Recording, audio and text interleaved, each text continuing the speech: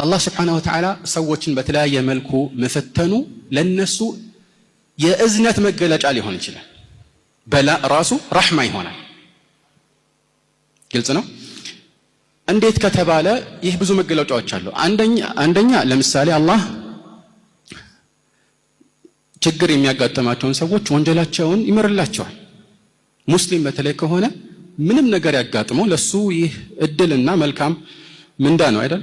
عجبا لأمر المؤمن إن أمره كله له خير وليس ذلك إلا للمؤمن إن أصابته سراء شكر فكان خيرا له وإن أصابته ضراء صبر فكان خيرا له مؤمن እጅግ የሚደንቅ ነው ጉዳዩ ይላሉ መልእክተኛ። የሙእሚን ነገር ጉዳዩ ሁሉ የሚደንቅ ነው።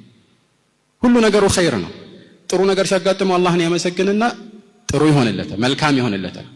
መጥፎም ሲያጋጥመው አሁንም ሰብር ያደርጋል ለአላህ ብሎ ከዚያም እንደዚሁ መልካም ውጤት ያስገኝለታል።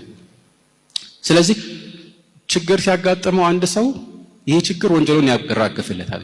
في الصحيحين መልእክተኛው عليه الصلاة والسلام أو في الصحيح ምን ይላሉ?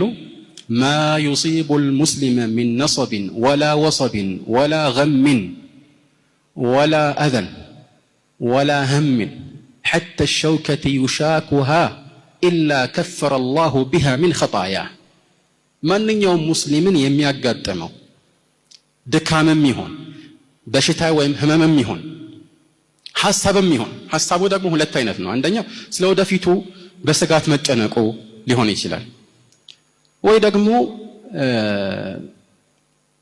ስላለፈው ነገር ማዘኑም ሊሆን ይችላል።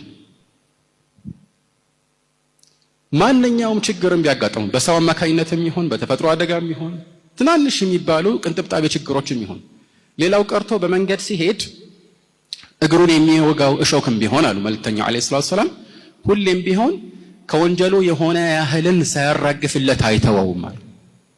ይሄ ታዲያ እድል አይደለም? ይሄ ረሕማ አይደለም? ሌላው ደረጃችንን ራሱ ከፍ የሚያደርግበት ምክንያትም ሊሆን ይችላል። ይህን የሚያስገነዘበው ደግሞ አንዳንድ ጊዜ እኛ በመልካም ስራችን ለፍተን ጥረን ግረን የማንደርስበትን ደረጃ ስለተፈተነና ስለተቸገረን ብቻ አላህ Subhanahu Wa Ta'ala ያንን ደረጃ ሊያጎናጽፈን ይችላል። ይህ ቀላል ነገር አይደለም ማለት ነው። እንደዚሁም አንዳንድ ሰዎች ምቾት ለነሱ ከፈተና እንዲወድቁ ምክንያት ሊሆናቸው ይችላል። አንዳንድ ሰው በችግር ውስጥ ሲኖር ወደ አላህ ፊቱን ያዞራል፣ አላህን ይማጸናል። فأخذناهم بالبأساء والضراء لعلهم يتضرعون فلولا إذ جاءهم بأسنا تضرعوا ولكن قست قلوبهم ሰዎች እኮ ችግርና መከራ የሚፈራረቅባቸው ወደ አላህ ራሳቸውን አስተናንሰው ተውበት አድርገው እሱን ከዚህ ችግር እንዲያወጣቸው እንዲማጸኑት ነበር። ይህ ወደ አላህ እንዲቃረቡ ምክንያት ይሆንላቸዋል። በተቃራኒው ግን አንዳንድ ሰው ምቾት ሲያገኝ ይህን ሁሉ ይረሳል። ወለው በሰጠ الله الرزق لعباده لبغوا في الأرض ولكن ينزل بقدر ما يشاء